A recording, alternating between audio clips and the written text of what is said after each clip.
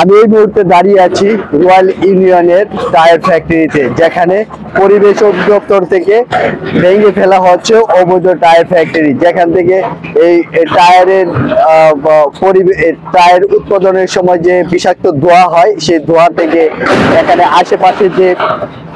আশেপাশে কৃষি জমি ক্ষতি হচ্ছে, যার ফলে এখানকার স্থানীয় সাংবাদিকরা বারবার নিউজ করার পরেও এখানে এই টায়ার ফ্যাক্টরিটি বন্ধ করা যাচ্ছিল না।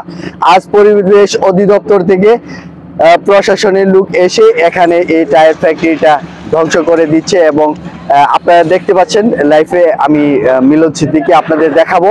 এখানে পাশে আরেকটি ইটভাটা আছে, যে ইটভাটাকে কিছুক্ষণ আগে ধ্বংস করে দিয়েছে। যার এই টায়ার ফ্যাক্টরি এবং ইটভাটার কারণে এলাকার এখানে কৃষি জমির বিষাক্ত হয়ে উঠছে, যেখানে হাজার হাজার টন এখানে ফসল উৎপাদন হয়, যে দিয়ে ঢাকা শহর থেকে শুরু করে বাংলাদেশের বিভিন্ন জেলাতে এই খাদ্যশস্য রপ্তানি হয় এবং এই খাদ্যশস্য দিয়ে আমরা চলি।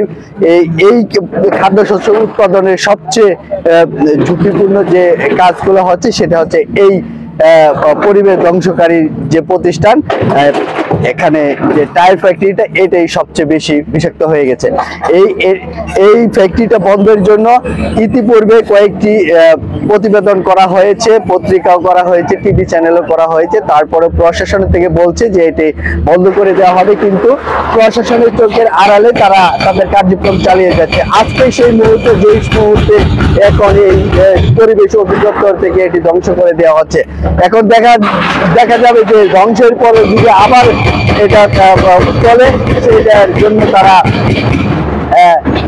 প্রশাসন ম্যানেজ করে, বা এখানকার মানুষের অভিযোগ যে এখানকার প্রশাসন ম্যানেজ করে তারা এই কার্য চালায়, যে ভবিষ্যতে জানি এই কার্য না চালাতে পারে, সেই জন্য তারা জোর দাবি জানিয়েছে। এই বিষয়ে আমরা কথা বলবো, এখানকার যে ম্যাজিস্ট্রেট এসেছে, পরিবেশ অধিদপ্তরের ম্যাজিস্ট্রেটের সাথে আমরা কথা বলবো। ধন্যবাদ সকলকে, আমাদের সাথেই থাকবেন।